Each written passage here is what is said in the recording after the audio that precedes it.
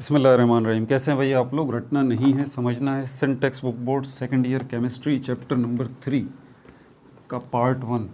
जी अल्हम्दुलिल्लाह chapter number 3 जो है वो शुरू हो गया है। ऑर्गेनिक कंपाउंड्स, ये आपके page number organic compounds page number 58 पे ऑर्गेनिक कंपाउंड्स।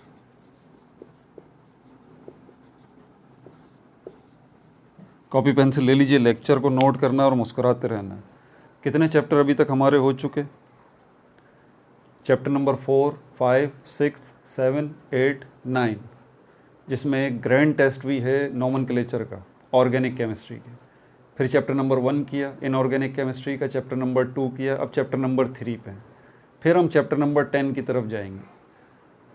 ये बताने का मकसद आपको सारा का सारा ये, और सारे जो कुछ आपकी बुक के अंदर ना, सेकंड ईयर केमिस्ट्री की बुक के अंदर सारे सेल्फ असेसमेंट, सारे short question answers, long question answers, scientific reasons, MCQs, कोई टॉपिक, कोई वर्ड, कुछ भी नहीं छोड़ा। एक एक चीज़ मौजूद है, एक एक चीज़ मौजूद है। अब ये ऑर्गेनिक कंपाउंड्स जो है, अगर इसको समझना है ना, आप पहले मेरी 2-3 बातें आप जहन नशीन कर लीजिए। पहली बात, छोटी सी स्टोरी सुन लें आप। उसमें क्या है, ये हमारी अर्थ है, ठीक है। इसका 71% अप्रोक्सीमेटली जो है वो क्या है, वाटर है, और 29% क्या है, ये लैंड है, ज़मीन, ठीक है। अब यहाँ पर 71% पानी है जो कि समंदरों में है, और ये 29% लैंड है। क्या क्या है यहाँ पर? यहाँ पर दो किस्म की चीज़ें हैं, या तो जानदार चीज़ें हैं या बेजान चीज़ें हैं, लिविंग थिंग्स हैं या फिर नॉन लिविंग थिंग्स हैं। ये बात मेरी जहन नशीन कर लीजिए। अब पहले वक्तों में क्या हुआ कि जब इंसान ज़मीन पर आबाद नहीं थे तो बड़े बड़े जानवर थे, एनिमल्स, बहुत बड़े बड़े, डायनासोर्स वगैरह नाम सुना है आपने, सबको पता है। प्लाज़ा, आजकल के जो प्लाज़ा हैं, इतने बड़े बड़े जानवर, ठीक है। ये इतने बड़े बड़े जो जानवर थे, ये सिर्फ ज़मीन पर नहीं थे, ये बात जहन में रखिएगा, पानी पे भी थे। जी, पानी के अंदर भी इतने बड़े बड़े ही जानवर थे, ये प्लाज़ाओं के साइज़ के, ठीक है। आजकल की जो ब्लू व्हेल जो सबसे बड़ा जानवर है ना दुनिया का, ये उस ज़माने में कुछ भी नहीं था। इससे बड़ी बड़ी ब्लू व्हेल्स और पता नहीं क्या कुछ समंदरों के अंदर जो है वो मौजूद था। 71% पानी है ना, और 29% लैंड। तो ये बड़े बड़े जानवर दोनों जगहों पे मौजूद थे, ठीक है। जहन नशीन हो गई ये बात। दूसरी जो चीज़ थी वो प्लांट्स थे, ट्रीज़। इतने बड़े बड़े ट्री थे जो आजकल के प्लाज़ा आप देख लें, 2-3-4 प्लाज़ा आप लगा लें, ठीक है, इतनी लंबाई वाले दरख्त थे, ट्री थे। और उनकी चौड़ाई कितनी होगी, आप अपने घर की चौड़ाई ले लें, इतने चौड़े चौड़े दरख्त, इतनी उनकी विड्थ जो है, और इतनी हाइट जो है उनकी। समझ में आ रही है बात आपको? इतने बड़े बड़े दरख्त थे। फिर क्या हुआ, कोई हादसा हुआ, मेटियोर आया, क्या हुआ, शहाब साकिब आके उसके ऊपर गिरा, हमारी ज़मीन के ऊपर, जब इंसान आबाद नहीं थे, तो ये तबाही फैल गई, ठीक है। थ्योरीज़ ये बताती हैं थ्योरीज़ ये बताती हैं। और ये सब के सब जो है, और बड़े बड़े ज़लज़ले आए। कुछ थ्योरीज़ बताती हैं ज़लज़ले आए बड़े बड़े, और कुछ थ्योरीज़ ये बताती हैं कि शहाब साकिब, आसमान से बड़े बड़े पत्थर जो है वो आके ज़मीन पर हमारे गिरे थे। बहरहाल जो भी वजूहात हों, सारे के सारे जानवर मर गए, सारे के सारे दरख्त जो है वो टूट टूट के गिर गए। कहाँ चले गए? ये जो जानवर थे जो ज़मीन के ऊपर थे, ज़मीन फट गई, ज़लज़ले आ गए, और ये जानवर बड़े बड़े सब अंदर चले गए, और बड़े बड़े दरख्त जो है ये भी अंदर चले गए। एग्जैक्टली यही काम यहाँ पर भी हुआ था। ज़लज़ला सिर्फ ज़मीन पे नहीं आता, ये बात जहन में रखिएगा, ज़लज़ला समंदर में भी आता है। तो समंदर के ऊपर पानी जो है, उसके नीचे तो ज़मीन है ना, तो ज़लज़ला यहाँ पर भी आता है। पहाड़ समंदर के अंदर भी होते हैं, तो यहाँ पर भी ज़लज़ले आए थे। तो यहाँ पर भी बहुत सारे जो है वो बड़े बड़े जानवर, इनके साइज़ में बता चुका हूँ, पहले जहन में रखिएगा, वो मर गए, और उनकी डेड बॉडीज़ जो हैं वो भी समंदर की तह में चली गईं, और वहाँ मिट्टी के अंदर दब गईं। अब यहाँ पर जो जानवर थे और बड़े बड़े दरख्त थे, वो भी मिट्टी के अंदर चले गए, जानवर भी और दरख्त भी। और ये जो हमारा समंदर है, इसके अंदर भी ये बड़े बड़े जानवर सब चले गए। ये लाखों साल पहले हो चुका था, जब इंसान ज़मीन पर नहीं आया था, ठीक है। और ये जो है वो जानवर बड़े बड़े, ये भी समंदर की तह में चले गए, और उसकी मिट्टी में नीचे जाके दब गए। समझ में आ गई बात? ये पहली बात थी, इसको आपने जहन में रखना है। अब जो दूसरी बात है इसको जहन में रखिए, जिसको हम कहते हैं मिनरल्स। मिनरल्स ये क्या है? नेचुरली इसको नोट कर लें ज़रा आप। Naturally formed things in the earth. Naturally formed things in the earth. अब ये बात जहन में रखिए कि अर्थ सिर्फ ये नहीं है 29% आपका जो लैंड है, बल्कि समंदर की जो तह है वहाँ पर जो अर्थ है उसकी भी बात हो रही है। नेचुरली का मतलब होता है कुदरती तौर पर, जिसमें इंसान का कोई अमल दखल नहीं है, खुद ब खुद हो रहा है कुदरती तौर पर। नेचुरली फॉर्म्ड का मतलब है बनना, थिंग्स का मतलब है चीज़ें, इन द अर्थ ज़मीन के अंदर, यहाँ भी और यहाँ भी कुदरती तौर पर जो चीज़ें बन रही हैं उनको मिनरल्स कहते हैं। ये बात जहन में रखिएगा। और ये मिनरल्स जो हैं वो दो किस्म के होते हैं। ऐसे मिनरल्स जो ऑर्गेनिक हैं और ऐसे मिनरल्स जो इनऑर्गेनिक हैं।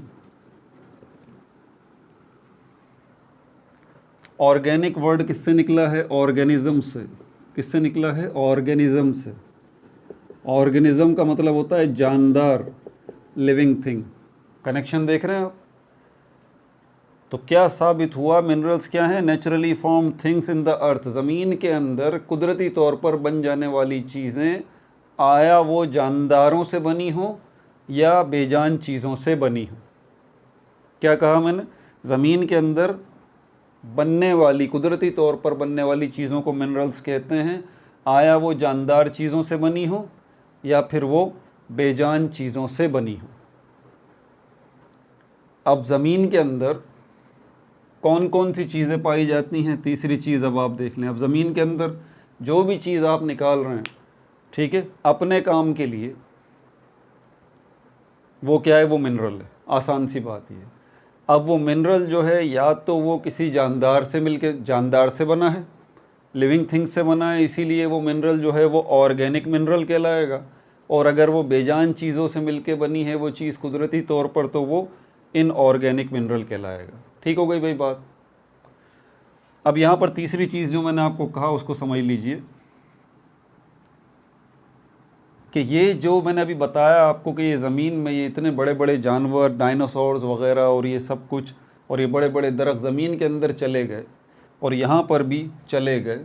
उसके बाद उनके साथ हुआ क्या? उनके साथ हुआ ये कि टन्स के हिसाब से उनके ऊपर तो प्रेशर पड़ा, एक प्रेशर पड़ा ना, क्योंकि ज़मीन के अंदर चले गए तो ऊपर मट्टी आ गई, पत्थर आ गए, वो दब गए, कन्फाइंड हो गए, अंदर ही पड़े रहे लाखों सालों तक। और इतना प्रेशर उनके ऊपर पड़ा यहाँ भी और यहाँ भी, और उस प्रेशर की वजह से टेम्परेचर जो है वो भी बहुत ज़्यादा बढ़ गया। और तीसरी चीज़ जो है वो माइक्रो ऑर्गेनिज़म्स इन्होंने काम किया। जब इन्होंने ये काम किया कि बहुत ज़्यादा प्रेशर पड़ा उन जानवरों पे और उन दरख्तों के ऊपर, और टेम्परेचर इतना ज़्यादा बढ़ गया और माइक्रो ऑर्गेनिज़म्स ने भी उनके ऊपर काम किया, तो फिर वो कन्वर्ट हो गए किसके अंदर? किसके अंदर कन्वर्ट हो गए? ऑर्गेनिक मिनरल्स में। ऑर्गेनिक मिनरल्स में कुदरती तौर पे हुआ है ना भाई काम, ठीक है। तो किस में कन्वर्ट हो गए? वो जो पौधे और जानवर थे यहाँ भी और यहाँ भी किस में कन्वर्ट हो गए? वो किसकी वजह से? प्रेशर, टेम्परेचर, माइक्रो ऑर्गेनिजम्स की वजह से। किस में? ऑर्गेनिक मिनरल्स में। अब ज़मीन से क्या निकलता है? कोयला निकलता है, कोल। पेट्रोल निकलता है, पेट्रोलियम। गैस निकलती है, गैस। ये तीन चीज़ें ज़मीन से निकलती हैं। ये तीनों की तीनों चीज़ें पहले पता है क्या थी? ये तीनों की तीनों चीज़ें पहले वही बड़े बड़े जानवर और बड़े बड़े दरख्त थे जी। यानी कि लाखों सालों में वो बड़े बड़े जानवर और बड़े बड़े दरख्त जो हैं वो किस में कन्वर्ट हो गए, वो कोयले में कन्वर्ट हो गए, जो बड़े बड़े दरख्त थे, पेट्रोल में कन्वर्ट हो गए और गैस में कन्वर्ट हो गए। समझ में आ गई बात। तो ये तीनों की तीनों चीज़ें ज़मीन के अंदर बन रही हैं, कुदरती तौर पे बन रही हैं, इसलिए क्या कहलाई, मिनरल्स। लेकिन क्योंकि ऑर्गेनिज्म से बन रही हैं, जानदारों से बन रही हैं, इसलिए ये मिनरल्स कौन से कहलाए, ऑर्गेनिक मिनरल्स कहलाए। ठीक हो गई ये बात। अब ये जो हमारे पास इनऑर्गेनिक मिनरल्स हैं, अगर पिछले वीडियो बच्चों ने देखी है तो उसके अंदर मैंने कैल्कोपायराइट का बताया, कैल्कोपायराइट, कैल्कोपायराइट ये वो मिनरल है। ये क्या है कैल्कोपायराइट, ये भी मिनरल है। कहाँ से निकलता है, ज़मीन में से ही निकलता है। अब ये जो मिनरल है ये ऑर्गेनिज्म से नहीं बना, ये इनऑर्गेनिक मिनरल है कैल्कोपायराइट। इससे हम क्या लेते हैं, कॉपर लेते हैं, और कॉपर को लेने के बाद फिर हम उससे क्या बनाते हैं, आपको पता है आपकी बिजली के सारे इक्विपमेंट्स जो हैं उनके अंदर कॉपर का कितना ज़्यादा इस्तेमाल होता है। घरों में बिजली का तारे हैं उनमें कॉपर का इस्तेमाल होता है। तो ये कैल्कोपायराइट ये क्या है, ये भी मिनरल है, लेकिन ये कौन सा मिनरल होगा, ये इनऑर्गेनिक मिनरल होगा। क्यों, क्योंकि ये कुदरती तौर पे बन तो रहा है ज़मीन के अंदर, लेकिन ये ऑर्गेनिज्म से नहीं बन रहा, जानदारों से नहीं बन रहा, लिविंग थिंग्स से नहीं बन रहा। ठीक है भाई। तीसरी बात भी बता दी मैंने आपको, पहली बात भी हो गई, दूसरी बात भी हो गई, तीसरी बात भी हो गई। चौथी बात समझ लीजिए ज़रा, जिसको हम कहते हैं डेरिवेटिव्स। डेरिवेटिव्स ये वर्ड जो है वो बड़ा परेशान करता है ना बच्चों को, समझ में ही नहीं आता ये क्या है। अब मैं आपको बताता हूँ, आज ज़रा सुन लीजिए। बेकरी आइटम्स कितने होते हैं, आप बोलेंगे सर बहुत ज़्यादा आइटम होते हैं। आपके मोहल्ले में, कॉलोनी में, घर के आसपास आपने कोई बेकरी की दुकान देखी है, बिल्कुल देखिए। कितने आइटम्स होते हैं बेकरी के, केक भी होते हैं, बिस्किट भी होते हैं, और बिस्किट के अंदर कितनी वैरायटी है, केक्स के अंदर कितनी वैरायटी है, मक्खन के अंदर कितनी वैरायटी है ना। ये सारी की सारी चीज़ें, मक्खन को तो आप साइड में रखें, तो ये केक और सिर्फ बिस्किट को ही अगर आप ले लें तो कितनी वैरायटी है, हज़ारों लाखों इकसाम के बिस्किट्स बन रहे हैं, हज़ारों लाखों इस इकसाम के जो है वो केक बन रहे हैं, दुनिया भर में बन रहे हैं। कितने, क्या बोला है मैंने, हज़ारों लाखों इकसाम के बिस्किट्स भी बन रहे हैं, केक भी बन रहे हैं। आपको पता है ये बेकरी आइटम्स में सिर्फ 2 आइटम बताए हैं बेकरी आइटम, मैंने अभी और भी हैं, सिर्फ 2 का बताया।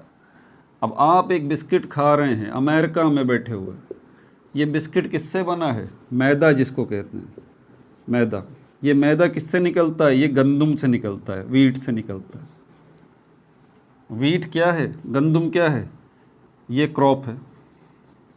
तो आप फसल लगाते हैं गंदुम की, गंदुम पक के तैयार हो जाती है, उससे फिर क्या निकलता है, मैदा निकलता है। इसी गंदुम से आटा भी निकलता है, समझ आ रही है बात। इसी गंदुम से आटा भी निकलता है जो कि हम खाते हैं। अभी मैं इसकी बात नहीं कर रहा, सिर्फ गंदुम में से जो मैदा निकलता है उसकी बात कर रहा हूँ।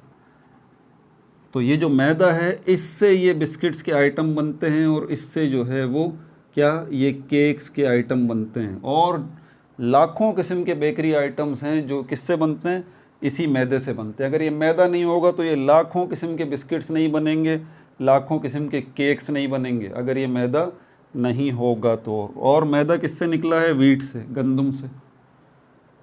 अब इस वर्ड को समझ लीजिए आप, डेरिवेटिव्स का मतलब होता है थिंग्स। थिंग्स वो चीज़ें जो कि डिराइव की जाती हैं, derived things. To the point, derivatives का क्या मतलब है, डिराइव्ड थिंग्स। डिराइव्ड का क्या मतलब है, जो डिराइव की गई हों, जो डिराइव की गई हों मतलब निकाली गई हों, निकाली गई हूँ। अब मैं अगर आपसे कहूँ कि ये आप अमेरिका में बैठ के बिस्किट खा रहे हैं, ये क्या है, डेरिवेटिव। तो लाखों किस्म के बिस्किट्स हैं, सब डेरिवेटिव्स हैं। लाखों किस्म के केक्स हैं, सब डेरिवेटिव्स हैं। किसके, इसके। ये है पप्पा, ये पापा हैं, ये पेरेंट है इसका। मैदा भी नहीं होगा, ये होगा वीट, क्योंकि मैदा किससे निकल रहा है, वीट से। ठीक है, तो वीट होगा तो मैदा होगा ना। तो पेरेंट क्या है, ये है, पेरेंट ये है। अब गंदम एक चीज़ है, इससे मैदा निकलता है और उससे कितनी वैरायटी है बेकरी की, लाखों करोड़ों वैरायटी है बेकरी की। ये सारी की सारी चीज़ें क्या हुई हैं, ये निकली हैं, ये डिराइव हुई हैं। ये सब की सब चीज़ें क्या हैं, ये डेरिवेटिव्स हैं। समझ में आ रही है बात आपको? अब ज़मीन से अब आप जो निकालते हैं क्रूड ऑयल जिसको कहते हैं, क्रूड ऑयल, क्रूड ऑयल ये जो है, ठीक है, जिसको नॉर्मली हम क्या कहते हैं, ज़मीन से पेट्रोल निकल रहा है, ज़मीन से पेट्रोल निकल रहा है। ये कहना गलत है, ज़मीन से पेट्रोल नहीं निकल रहा, पेट्रोल तो इस क्रूड ऑयल का एक हिस्सा है। तो ज़मीन से ये निकल रहा है क्रूड ऑयल, जिसको हम कहते हैं हमारे मुल्क में, अरब ममालिक में तो बहुत ज़्यादा तेल निकल रहा है भाई। तो तेल कैसा निकल रहा है, ऐसा निकल रहा है? नहीं भाई, ऐसा निकल रहा है। ये क्रूड ऑयल जो है ये क्या है, black viscous, black viscous liquid, जो कि एक्चुअली क्या है, ऑर्गेनिक मिनरल है, ऑर्गेनिक मिनरल है, ऑर्गेनिक मिनरल। अब ये जो है, अब इसकी ये मिसाल ज़रा डेरिवेटिव्स की सामने रखिएगा, ठीक है।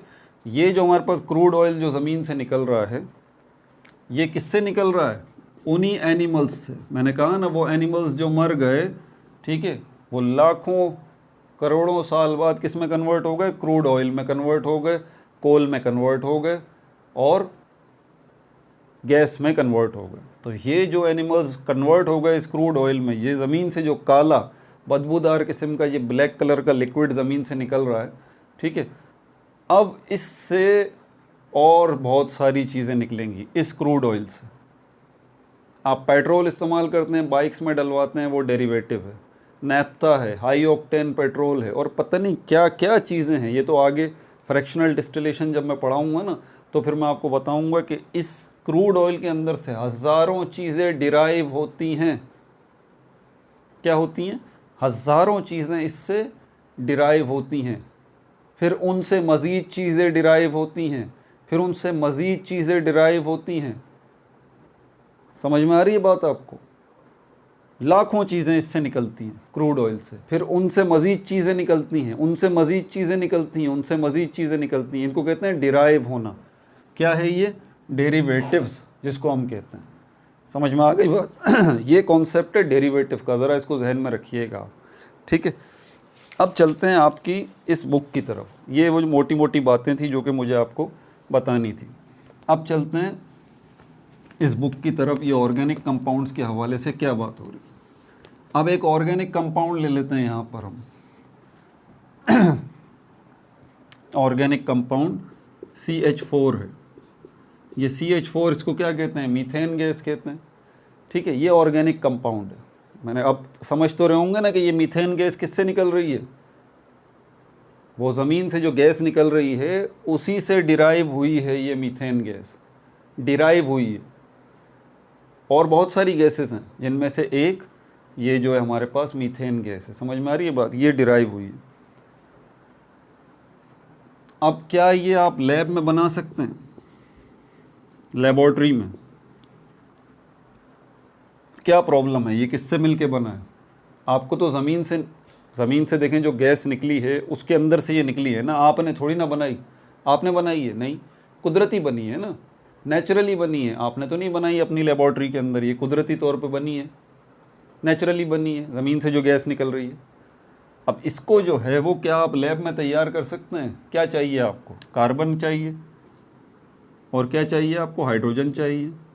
ये कार्बन क्या है? ये कोयला है, कोयला, कोल बाज़ार में जो होता है भाई वो ले लें आप। हाइड्रोजन क्या है? ये हाइड्रोजन गैस है, ये भी बाज़ार में मिलती है।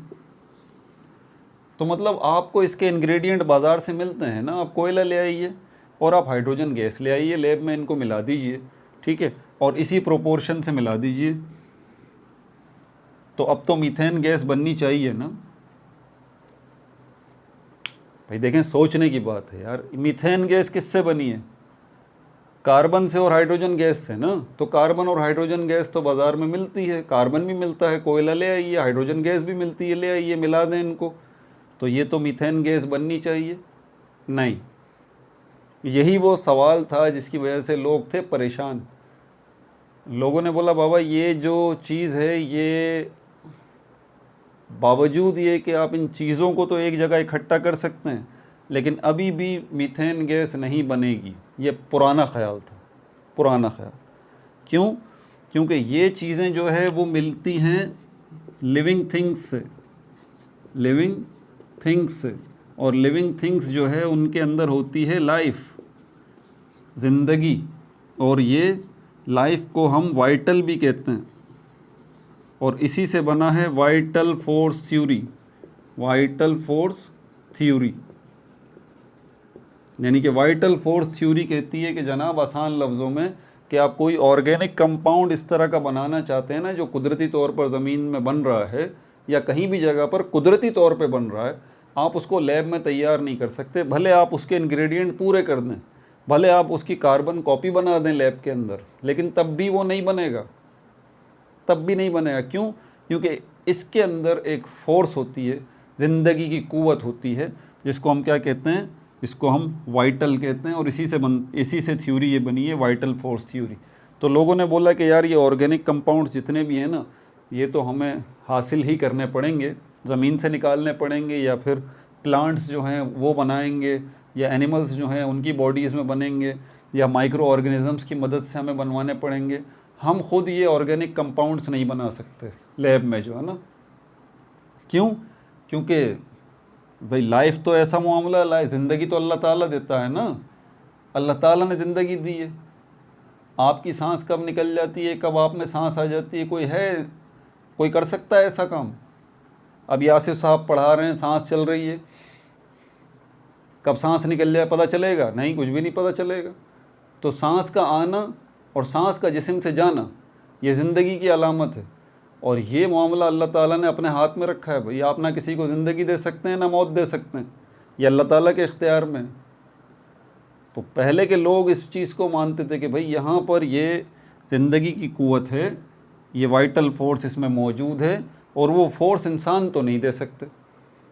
हकीकत बात है, इंसान नहीं दे सकते। लेकिन बाद में ये थ्योरी जो है वो गलत साबित हो गई कि नहीं भाई, इंसान भी ये चीज़ें लैब में तैयार कर सकते हैं, हमें बनाने का तरीका नहीं आ रहा था। वो बात अपनी जगह पर बिल्कुल सही है कि ज़िंदगी और मौत, हयात और मौत जो है वो इंसान के इख्तियार में नहीं है। वो बात अपनी जगह वैलिड है, बिल्कुल ठीक है। ऑर्गेनिक कंपाउंड्स बनाए हैं आपने कोई ऑर्गेनिज़म नहीं बना दिया अपनी तरफ से कि लैब में बेजान चीज़ों को एक जगह इकट्ठा किया और उससे कोई जानदार चीज़ बन गई। ऐसा कुछ भी नहीं हुआ, और ऐसा हो भी नहीं सकता, ये मुमकिन ही नहीं है। क्योंकि आप किसी इंसान को एज इट इज़ बना तो लें, उसमें ज़िंदगी कहाँ से देंगे? आप एक डॉग बना लें एज इट इज़ बिल्कुल, उसमें ज़िंदगी कहाँ से देंगे? लाइफ कहाँ से आएगी? तो ये चीज़ें हैं, ये ऑर्गेनिक कंपाउंड्स हैं, ये चीज़ें हैं। नो डाउट कि ये चीज़ें हमें लिविंग थिंग्स से ही मिल रही हैं, लिविंग थिंग्स से ये चीज़ें हमें मिल रही हैं, लेकिन ये ख़ुद लिविंग नहीं है, बज़ाते ख़ुद लिविंग नहीं है, लिविंग थिंग्स से ज़रूर मिल रही हैं। ठीक है भाई, तो ये मोटी मोटी बातें थी जो कि मैंने आपको बता दी। अब यहाँ पर आ जाएं, ज़रा आपके चैप्टर के मुताबिक चलते हैं। पॉइंट्स मैंने बना रखे हैं, इनको नोट करते रहें अपने पास साथ साथ। अब सिर्फ नोट करने वाला गेम है आपका, क्या क्या चीज़ें ऑर्गेनिक केमिस्ट्री के इंट्रोडक्शन में जो मेन पॉइंट्स हैं बुलेट्स की सूरत में आपके सामने रखूँगा। सबसे पहले उसने ऑर्गेनिक केमिस्ट्री का बताया। ऑर्गेनिक केमिस्ट्री क्या है? केमिस्ट्री की एक ब्रांच है, ठीक है। इसमें क्या पढ़ रहे हैं आप? Carbon containing compounds, carbon containing compounds, ऐसे कंपाउंड्स को स्टडी कर रहे हैं जिसमें कार्बन मौजूद है। क्या मतलब हुआ इसका? Means study of hydrocarbon, study of hydrocarbon. HC का मतलब हाइड्रोकार्बन, क्योंकि हाइड्रोकार्बन वो कंपाउंड्स हैं जिनके अंदर कार्बन मौजूद है। नाम से ही समझ लीजिए ना, हाइड्रोकार्बन। जब हम कह रहे हैं कि ऑर्गेनिक केमिस्ट्री में कार्बन कंटेनिंग कंपाउंड्स को स्टडी कर रहे हैं, तो इसका मतलब दूसरे लफ्ज़ों में हम हाइड्रोकार्बन्स को स्टडी कर रहे हैं, ठीक है। ये बात भी हो गई, study of hydrocarbons and their derivatives, and their derivatives, कि सिर्फ हाइड्रोकार्बन्स को ही हम स्टडी नहीं कर रहे, बल्कि हाइड्रोकार्बन से हासिल होने वाले लाखों करोड़ों मज़ीद जो कंपाउंड्स हैं उनको भी हम स्टडी कर रहे हैं। ठीक है, किसके अंदर? ऑर्गेनिक केमिस्ट्री के अंदर ही। ठीक है, इसमें कुछ एक्सेप्शंस भी हैं, एक्सेप्शंस भी हैं। एक्सेप्शंस मतलब बोलें तो उसमें कार्बन तो है, लेकिन वो जो है वो कार्बन कंपाउंड्स नहीं हैं। ठीक है, जैसे कि कार्बोनेट्स, कार्बोनेट्स हैं, बाइकार्बोनेट्स हैं, carbonates, bicarbonates, cyanides, cyanides, carbides, carbon dioxide, carbon monoxide, carbon disulphide, etcetera. ठीक है, अब यहाँ तो ये बात समझ में आती है, बट वाई, क्यों भाई? इनके अंदर कार्बन तो है, तो क्यों हम इनको ऑर्गेनिक केमिस्ट्री में स्टडी नहीं कर रहे? वजह क्या है इसकी? वजह नोट कर लीजिए, वाई, देयर प्रॉपर्टीज़ और नेचर, बिकॉज मैंने कहा ना इनके अंदर आपसे इसी तरह के सवाल पूछे जाते हैं, वाई, ये क्यों हुआ, इसका जवाब दीजिए। Because there properties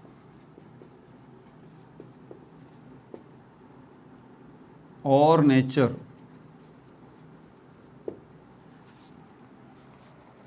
do not similar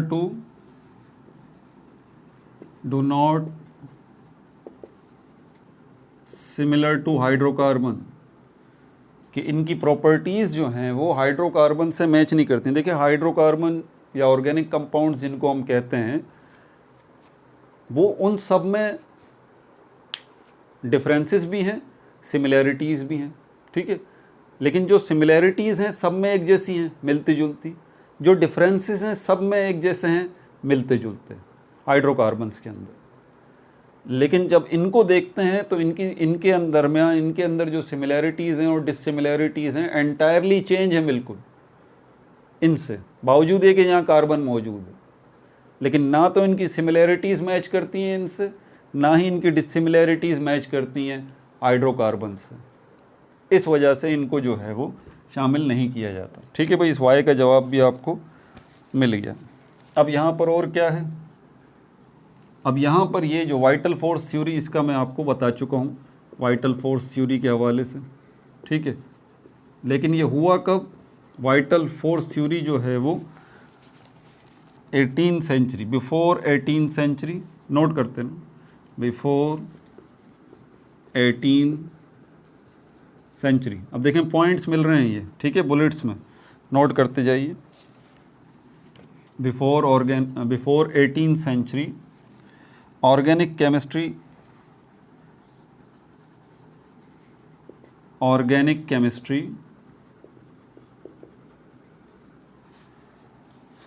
chemistry को क्या समझा जाता था, ट्रीट किया जाता था कि ऑर्गेनिक केमिस्ट्री में आप क्या पढ़ते हैं? उन सब्सटेंसेस को पढ़ते हैं, substances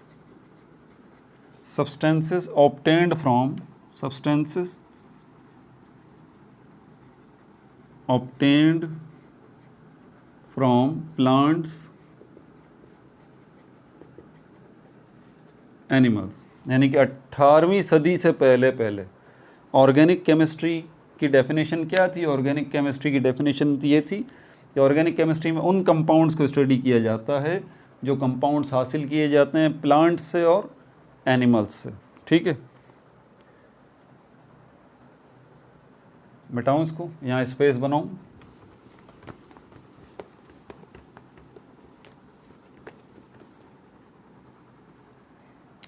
वाई, अब अगर आपसे पूछ लिया जाए वाई, भाई क्यों साइंटिस्ट जो है वो ऐसा सोचते थे, तो उसकी वजह क्या है? उसकी वजह है वाइट साइंटिस्ट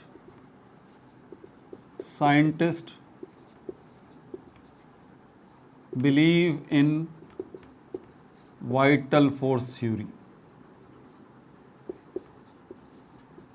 ठीक है भाई, scientist believe in vital force theory, but लेकिन 1828 में क्या हुआ? 1828 में क्या हुआ, जर्मन केमिस्ट था, जर्मन केमिस्ट फ्रेडरिक वोलर इसको कहते हैं, फ्रेडरिक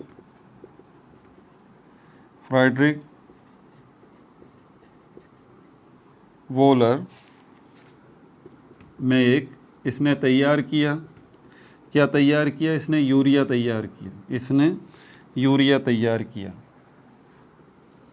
ये यूरिया क्या है, ये यूरिया जो है वो ऑर्गेनिक कंपाउंड है, ऑर्गेनिक कंपाउंड है।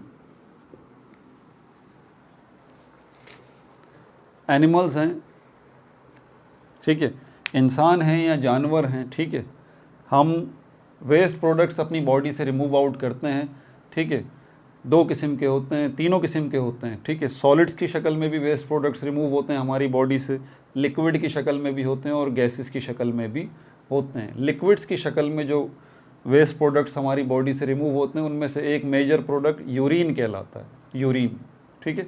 ये जो यूरिन है आपका, ये यूरिन ये 96% सिर्फ वाटर होता है और 4% जो है इसके अंदर एक कंपाउंड होता है जिसको यूरिया कहा जाता है।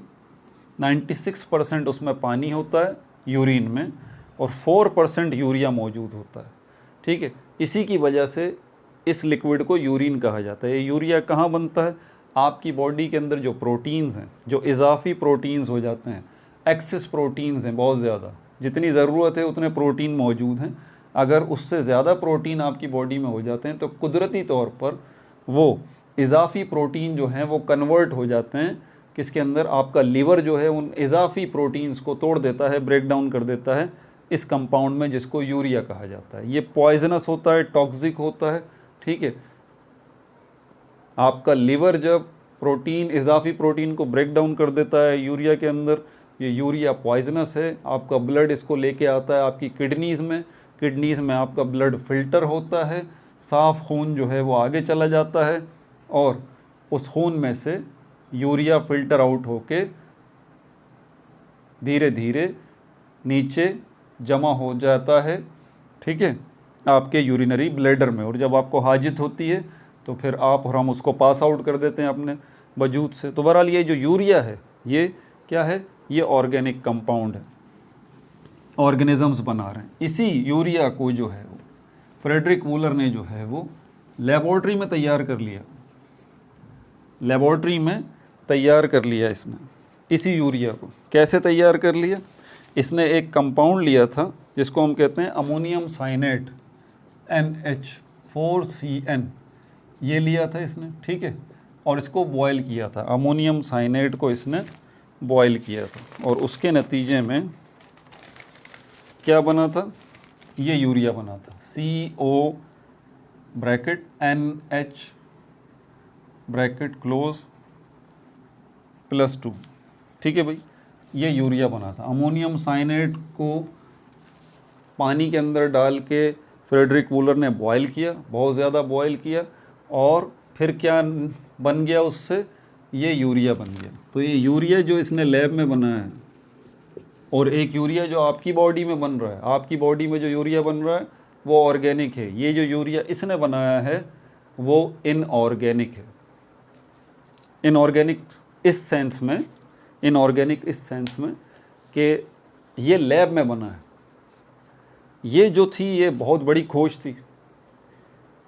तो हज़ारों सालों से जो एक कॉन्सेप्ट साइंटिस्ट का था कि भाई ऑर्गेनिक कंपाउंड्स जो हैं वो सिर्फ लिविंग थिंग्स से हासिल किए जा सकते हैं, और जिसके नतीजे में वाइटल फोर्स थ्योरी आई थी वो डिसरिगार्डेड हो गया। बोला नहीं बाबा, अब तो हम जो पहले प्लांट से, एनिमल्स से, इनसे हम चीज़ें हासिल करते थे जो कि आसान नहीं था, बड़ा मुश्किल था, ठीक है, बहुत महंगा भी था, तो अब जो है ये चीज़ें जो है वो हम लैब में तैयार कर सकते हैं, अब हम लैब में तैयार कर सकते हैं। और फ्रेडरिक वूलर की इस डिस्कवरी के बाद लाखों की तादाद में आज तक ऑर्गेनिक कंपाउंड्स जो हैं वो लैब में तैयार किए जा रहे हैं, लैब में तैयार किए जा रहे हैं, ठीक है भाई। एक और चीज़ है जिसके बारे में बताया, ये मीथेन गैस जिसका मैंने आपको बताया था, इसके बारे में आगे बात होगी। तो ये जो मीथेन गैस जो है ये भी आप बना सकते हैं। इसके लिए कार्बन मोनोऑक्साइड जो है उसको आप रिएक्ट कराएंगे हाइड्रोजन गैस के साथ। यहाँ एक कैटलिस्ट चाहिए निकल आपको, और आपको हीट देनी पड़ेगी, ठीक है। और उसके नतीजे में ये जो है वो मीथेन गैस बन जाएगी, मीथेन गैस और वाटर। तो मीथेन गैस को भी आप लैब में तैयार कर सकते हैं, ठीक है भाई। बहरहाल अभी जो हमारा टारगेट है वो ये टारगेट आप ज़हन नशीन रखिएगा कि हमारा टारगेट वो चीज़ें नहीं हैं जो कि लैब में तैयार हो रही हैं। वो ऑर्गेनिक कंपाउंड्स जो लैब में तैयार हो रहे हैं वो हमारा टारगेट नहीं है, बल्कि हमारा टारगेट वो ऑर्गेनिक कंपाउंड्स हैं जो हमें ज़मीन से हासिल हो रहे हैं, ठीक है। तो सोर्सेस क्या हैं ऑर्गेनिक कंपाउंड्स के? सोर्सेज याद रहे, ये वो ऑर्गेनिक कंपाउंड्स हैं जो नेचुरल हैं। लेबॉर्ट्री में ये ऑर्गेनिक कंपाउंड्स नहीं तैयार हो रहे। तो जो नेचुरल ऑर्गेनिक कंपाउंड्स हैं उनका सोर्स क्या है, उनके ज़राए क्या हैं, उनके ज़रिए क्या हैं? तो इनके सोर्सेज क्या हैं? प्लांट्स से आपको जो है वो ऑर्गेनिक कंपाउंड्स मिलते हैं। एनिमल्स से आपको जो है वो ऑर्गेनिक कंपाउंड्स मिलते हैं। फॉसिल फ्यूल्स ये क्या है ये भी बताता हूँ आपको। फॉसिल का अलग बताऊँगा, फ्यूल का अलग बताऊँगा। और माइक्रो ऑर्गेनिजम्स,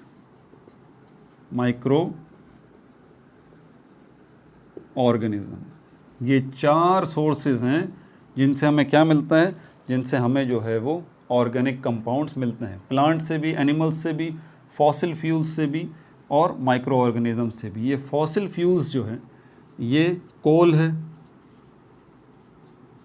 पेट्रोल है और गैस है, इसको फॉसिल फ्यूल कहा जाता है, ठीक है। अब ये फॉसिल क्या है ये भी आपको बता देता हूँ, फ्यूल क्या है ये भी आपको बता देता हूँ, नोट करते जाइए।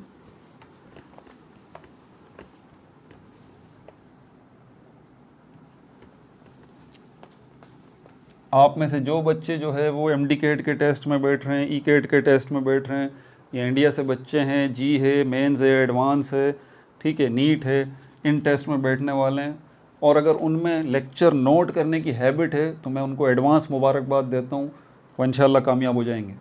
और जिन बच्चों में लेक्चर नोट करने की हैबिट नहीं है ना, रियली सॉरी, आप बड़ा मुश्किल हो जाएगा, ठीक है। तो यहाँ पर हमारे पास अब ये फॉसिल क्या है, फॉसिल को देख लें आप पहले। फॉसिल फ्यूल नहीं कहा मैंने, याद रहे, मैंने सिर्फ फॉसिल का क्या है, ये रेमनेंट्स हैं। रेमनेंट्स का मतलब होता है बाकियात, इसको हम कहते हैं रिमेन्स, बाकी बच जाने वाले, किनके? रेमनेंट्स हैं। तो किनके? रेमनेंट्स ऑफ ऑर्गेनिजम्स, हज़ारों, आप ये ज़मीन से खुदाई, बर्फ़ की खुदाई के अंदर से जो है वो निकलते हैं। तो ये रेमनेंट्स में मिसाल के तौर पर टीथ है, ठीक है, हेयर्स हैं, डेड बॉडीज़ हैं, लीव्स हैं, पत्ते हैं, जो हज़ारों सालों से ज़मीन के अंदर पड़े हुए हैं, प्रिज़र्व हो गए हैं, सही हालत में आपको मिल गए हैं, इनको हम कहते हैं फॉसिल, ठीक है। फ्यूल क्या है, अब इसको ज़रा देख लें। फ्यूल, हर वो चीज़, everything which gives you heat, which burns, बल्कि इसको यूँ करना चाहिए, विच बर्न्स, हर वो चीज़ जिसको आप बर्न कर सकते हैं, ठीक है। अब बर्न तो इस मार्कर को भी आप कर सकते हैं, ठीक है भाई, इस पेपर को भी आप कर सकते हैं, लेकिन मकसद सिर्फ बर्न करना नहीं है, उससे आपको हीट मिले, आपका मकसद हो उससे हीट हासिल करना। अब इस मार्कर को अगर आप बर्न कर देंगे तो इससे हीट लेना मकसद थोड़ी ना होगा, वो तो आप मस्ती होगी भाई, चलो इसको जला देते हैं, वैसे ही बस दिल कर रहा है। तो ये पेपर हैं, इनको भी आग लगा देते हैं, वैसे ही बस दिल कर रहा है। तो मकसद वो नहीं है। किसी प्रोडक्टिव काम के लिए आपको हीट चाहिए, किसी फ़ायदेमंद काम के लिए आपको हीट चाहिए, तो वो चीज़ें जिनको बर्न करने पे आपको हीट मिलती है उसको फ्यूल कहा जाता है। ठीक है भाई। अब वुड जो है ये भी फ्यूल है, जलाते हैं ना, ये भी क्या है, ये भी फ्यूल है। अब ज़रा फ़र्क समझिएगा, ये भी फ्यूल है लेकिन ये फॉसिल फ्यूल नहीं है, फॉसिल फ्यूल नहीं है। ज़मीन के अंदर मौजूद जो रेमनेंट्स हैं, बाकियात हैं लिविंग थिंग्स के, वो कुछ और भी तो हैं, सिर्फ यही थोड़ी हैं टीथ, हेयर, बॉडीज़, ये वो, ना ना ना, और भी तो हैं। और क्या हैं, कोल, गैस, पेट्रोल, ये भी तो हैं। लेकिन ये जो चीज़ें हैं, क्योंकि आप इनको एज अ फ्यूल इस्तेमाल कर रहे हैं, इनको, इनसे आप हीट जो है वो ले रहे हैं, इनको बर्न करके इनसे हीट ले रहे हैं प्रोडक्टिव कामों के लिए, तो ये जो चीज़ें हैं ये अब क्या कहलाएंगी, सिर्फ फ्यूल नहीं कहलाएंगी, ये फॉसिल्स से हासिल हो रही हैं, इसलिए इनको कहा जाएगा फॉसिल फ्यूल्स। क्या कहा जाएगा इनको, फॉसिल फ्यूल्स। ठीक है भाई, आगे चलते हैं और क्या है इसके अंदर। अब फॉसिल फ्यूल्स जो हैं ये नॉन रिन्यूएबल होते हैं। फॉसिल फ्यूल्स ये नॉन रिन्यूएबल होते हैं, ये एक दफ़ा ख़र्च हो जाएं तो फिर आप इनको दोबारा रिन्यू नहीं कर सकते। ठीक है, अब चलते हैं इनमें से पहला जो हमारे पास कोल है, कोयला। पहले कोल को देखेंगे, फिर पेट्रोल को देखेंगे, फिर गैस को देखेंगे। पॉइंट्स लिख रखे हैं मैंने, सिर्फ वो बुलेट्स की शक्ल में, वो मैं आपको लिखवा देता हूँ। कोल,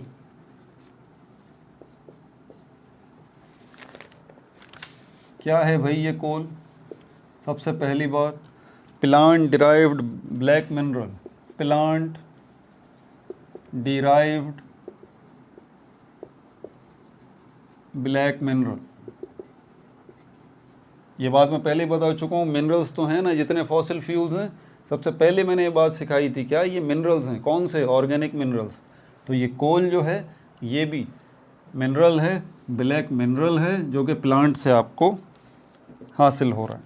ठीक है भाई। और क्या है, सॉलिड जो है वो सॉलिड फॉसिल फ्यूल है, सॉलिड फॉसिल फ्यूल है। मेकिंग ऑफ कोल, अब ये कोल जो है वो बनता कैसे है, मेकिंग ऑफ कोल, ये कोल जो है वो बनता कैसे है। ठीक है, ये बात मैं पहले ही बता चुका हूँ, प्लांट से बनता है। वो लाखों साल पहले जो बड़े बड़े दरख्त थे, ठीक है, वो ज़मीन में धंस गए, वहाँ का टेम्परेचर फिर बहुत ज़्यादा हाई हो गया, प्रेशर जो है उनके ऊपर बहुत ज़्यादा पड़ा, और बैक्टीरिया जो है उन्होंने भी उनके ऊपर एक्ट किया, उन डेड ट्रीज़, प्लांट्स के ऊपर, और उसके नतीजे में वो फिर किस में कन्वर्ट हो गए, वो कोल में कन्वर्ट हो गए। ठीक है भाई। कोल की टाइप्स देख लें, कोल की टाइप्स देख लें, 4 टाइप्स हैं यहाँ पर कोल की। पीट है, इनकी तफसील अभी आपको बताता हूँ। लिग्नाइट है, पीट है, लिग्नाइट है, और क्या है, बिट्यूमिनस है, बिट्यूमिनस है, और एंथ्रासाइट है, एंथ्रासाइट है। पीट को ले लें, ख़ास बातें इसके हवाले से, ये हैं तो सारे के सारे कार्बन कंपाउंड्स, ठीक है, लेकिन कार्बन कितना है ये बेस करते हैं कार्बन कितना कितना परसेंट है। अब कार्बन कंपाउंड्स होने का मतलब ये थोड़ी है कि प्योरली इनमें है ही कार्बन, नहीं भाई, ऐसी बात नहीं है, और दूसरी चीज़ें भी हैं। तो पीट के अंदर अगर हम देखें तो कार्बन इसमें 45 से लेके 60% जो है वो कार्बन इसमें मौजूद है। ठीक है भाई। कहाँ कहाँ यूज़ होता है ये,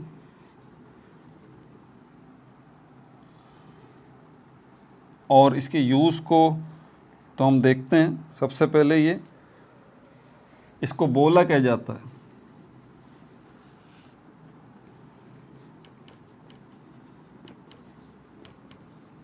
वॉट, क्या है ये, earliest stage of coal formation,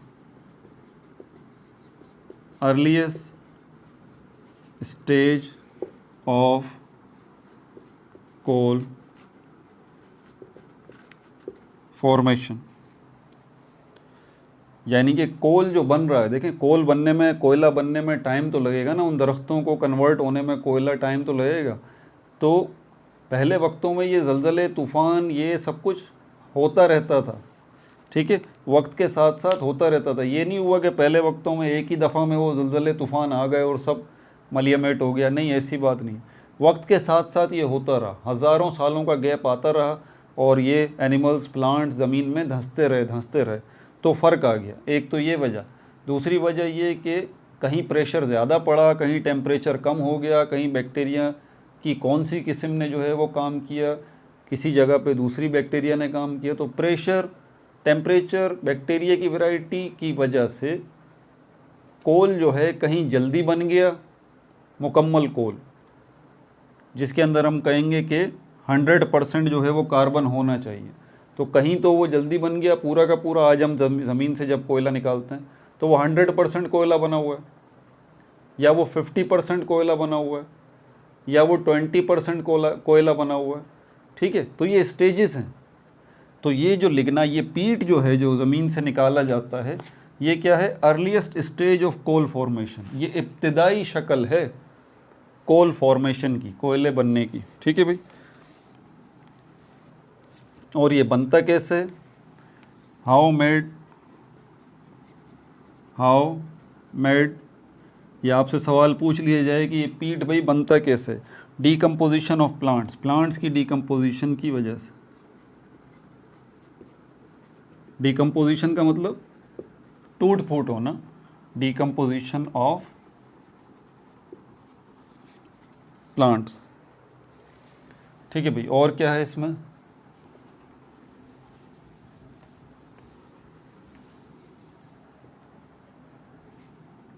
अगला पॉइंट है इट हैज़, ये पीट जो है वो रखता है low heat content, low heat content, मतलब इससे आपको इतनी ज़्यादा हीट जो है वो नहीं मिलेगी। आपका बुनियादी मकसद तो हीट हासिल करना है ना।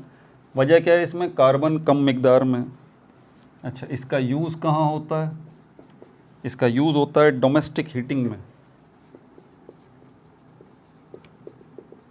Domestic heating. आम अवामुन नास जो अपने घरों में हीटिंग के मकासद के लिए इस्तेमाल कर रहे हैं।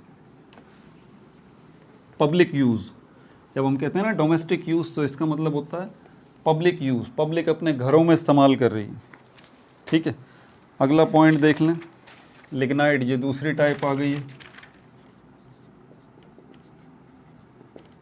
लिग्नाइट, ये दूसरी टाइप आ गई है। इसमें 60 से लेके 70% तक कार्बन होता है, 60 से लेके 70% तक कार्बन होता है। इसका कलर कैसा होगा, ब्राउनिश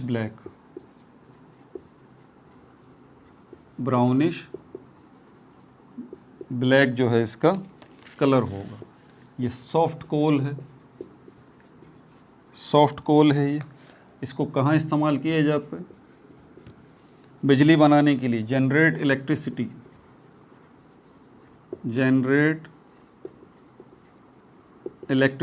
बिजली बनाने के लिए, इन पावर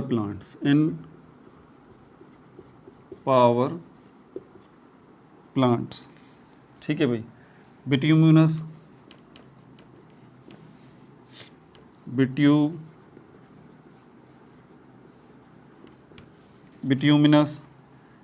70 से 85% इसमें कोल होता है, 70 से 85% तक इसमें कोल होता है।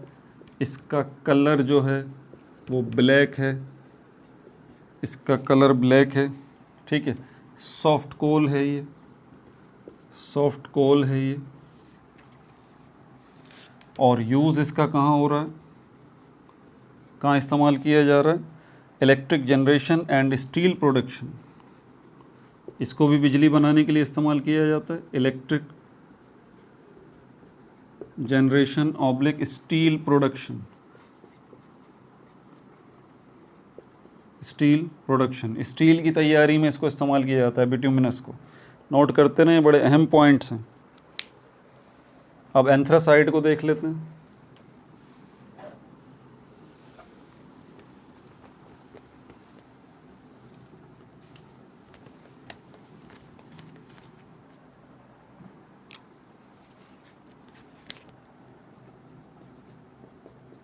Number 4 anthracite.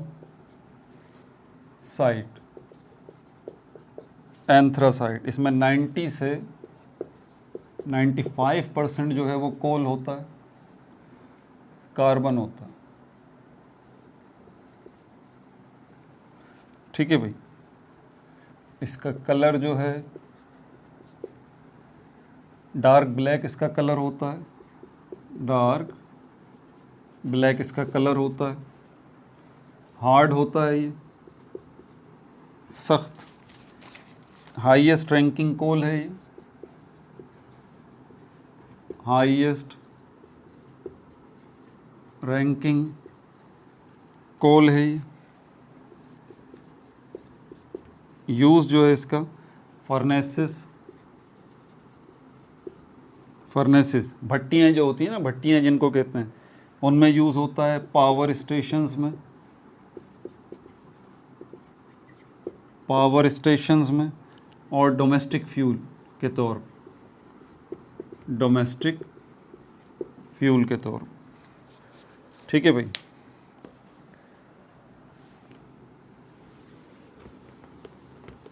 कोल हो गया। पेट्रोलियम को देख लीजिए अब।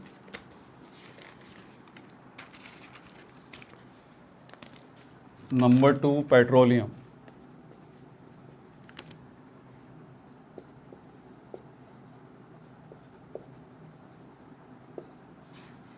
पेट्रोलियम क्या मतलब होता है इसका? रेफर्स टू, मतलब पेट्रोलियम जो है किस चीज़ को रेफ़र करता है? इसको हम कहते हैं रॉक ऑयल या क्रूड ऑयल। रॉक ऑयल या क्रूड ऑयल, मतलब इसका ये भी नाम है, इसको रॉक ऑयल भी कहा जाता है और क्रूड ऑयल भी कहा जाता है। थिक ब्लैक लिक्विड होता है ये, गाढ़ा ब्लैक लिक्विड होता है ये। ठीक है, लातीनी ज़बान में, लैटिन लैंग्वेज के अंदर पेट्रा का मतलब होता है, Petra means rock and allium means oil. जो कहते हैं ना रॉक ऑयल, तो रॉक ऑयल इसीलिए कहा जाता है। और पेट्रोलियम रॉक ऑयल। ठीक है, तो ये पेट्रा और ओलियम से ये बना है पेट्रोलियम। ये लातीनी ज़बान का वर्ड है और इंग्लिश ज़बान में इसको क्या कहा जाता है? Rock oil. ठीक है भाई, ये जो है वो मिक्सचर होता है असल में। पेट्रोलियम क्या है? ये मिक्सचर है किस चीज़ का? अल्केन्स का। अब देखें इसमें सारे अल्केन्स आ जाते हैं, methane, ethane, propane, butane, hexane, सारे के सारे अल्केन्स और साइक्लो अल्केन्स। जितने भी साइक्लो अल्केन्स हैं वो भी आपको इसमें ही मिलेंगे। कितनी सारी चीज़ें मिल रही हैं। साइक्लो अल्केन्स की कितनी वैरायटी है, अल्केन्स की कितनी वैरायटी है, सब एक जगह मिक्स हुई हुई है। और एरोमेटिक हाइड्रोकार्बन, यानी कितना बड़ा कलेक्शन है ये पेट्रोलियम जो है। इसी पेट्रोलियम के अंदर सारे अल्केन्स, सारे साइक्लो अल्केन्स, सारे एरोमेटिक हाइड्रोकार्बन्स। How formed? अब आप सोच रहे होंगे सर आपने लैंड की बात तो सारी कर ली, लेकिन आपने समंदर की तो बात ही नहीं की। अब समंदर की बात करेंगे भाई। ये पेट्रोलियम मसनूआत जो होती हैं, ठीक है, ये ज़मीन पर नहीं बनती। ठीक है, ज़मीन के जानवर जो है उनसे पेट्रोलियम नहीं बनता, पेट्रोल उनसे नहीं बनता, बल्कि असल में ये मैरीन एनिमल्स होते हैं। मैरीन एनिमल्स यानी कि समुद्री जानवर। अब आप कहेंगे सर हमारे तो इलाके में पेट्रोल निकल रहा है, अब वो जो है अरब कंट्रीज़ जो हैं वहाँ तो समंदर नहीं है कोई, वहाँ से तो पेट्रोल निकल रहा है। अब तो गलत बात कर रहे हैं भाई। हज़ारों साल पहले जहाँ पर अभी अरब कंट्रीज़ हैं ना, यहाँ पर पहले समंदर हुआ करता था। जी, ये बात जहन में रखिएगा। ठीक है, समंदर हैं वो अपनी जगहें तब्दील करते रहते हैं, तो लाखों साल लगे हैं कि ये समंदरों ने अपनी जगहें तब्दील की हैं। तो आज ये अरब कंट्रीज़, इसकी मिसाल ये रेत है, जो डेजर्ट्स हैं ना, डेजर्ट्स उसी जगह पे होते हैं जहाँ पर पहले समंदर होता था। आप देखें आप साहिल पे चले जाएं, सी शोर पे चले जाएं, वहाँ रेत ही रेत नज़र आती है आपको, होता है? तो डेजर्ट क्या है? रेत ही तो है, इसका मतलब पहले समंदर था वहाँ पे। तो ये मैरीन एनिमल्स जो हैं इनसे ये बनाते हैं। अच्छा, यूजेस इसके ट्रांसपोर्टेशन में इस्तेमाल किया जाता है।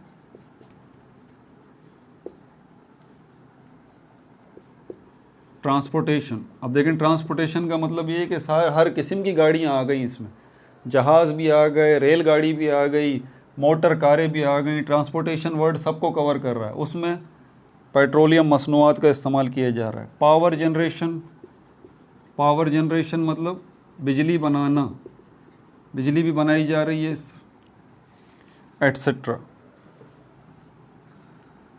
प्रोडक्ट्स इसकी कौन कौन सी हैं? इम्पोर्टेंट प्रोडक्ट्स, ठीक है, वो हमारे पास गैसोलीन है। गैसोलीन, ये जो आप बाइक में पेट्रोल डलवाते हैं ना, ठीक है, इसी पेट्रोल को जो बाइक्स में आप डलवाते हैं, इसी पेट्रोल को फॉरेन कंट्रीज़ के अंदर गैस कहा जाता है, ठीक है। आप वहाँ पर देखेंगे ना पेट्रोल पंप्स जो हैं उनके ऊपर लिखा होगा गैस, और मिल रहा होगा यही पेट्रोल जो आपको मिलता है। समझ में आ रही है बात आपको? और वो जो गैस उन्होंने लिखा हुआ है वो असल में वर्ड गैसोलीन से बना हुआ है। तो गैसोलीन जब वर्ड आए तो इसका मतलब वही पेट्रोल है जो कि आप डलवाते हैं अपनी बाइक्स, कारों वगैरह में, ठीक है भाई। कैरोसिन, इसको मिट्टी का तेल कहते हैं, कैरोसिन ऑयल या मिट्टी का तेल या घासलेट भी इसको कहा जाता है। ये भी जो है वो इसी क्रूड ऑयल से निकलता है। ये जो क्रूड ऑयल है ना, इसी से निकलता है, ठीक है। गैसोलीन भी इसी से निकलता है, कैरोसिन भी इसी से निकलता है, डीजल भी इसी से निकलता है, नेप्था भी इसी से निकलता है, पैराफिन वैक्स भी इसी से निकलता है, पैराफिन वैक्स एटसेट्रा। ये इम्पोर्टेंट है। और भी हैं इसके अलावा। नेचुरल गैस को भी देख लें आप, और थोड़े ही पॉइंट है नेचुरल गैस के हवाले से।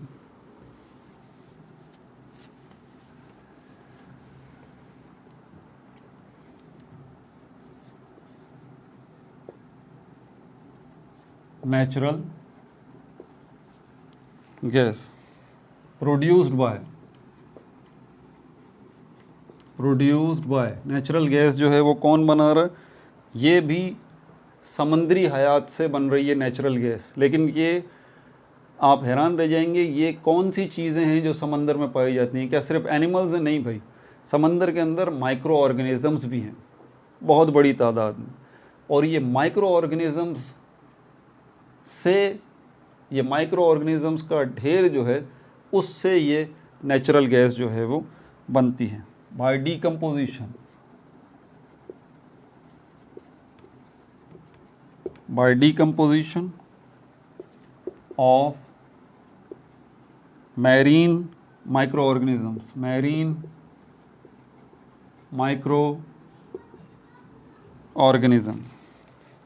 ठीक है भाई। वॉट, ये है क्या? नेचुरल गैस असल में ये मिक्सचर है। ये क्या है? मिक्सचर है। किस चीज़ का मिक्सचर है ये?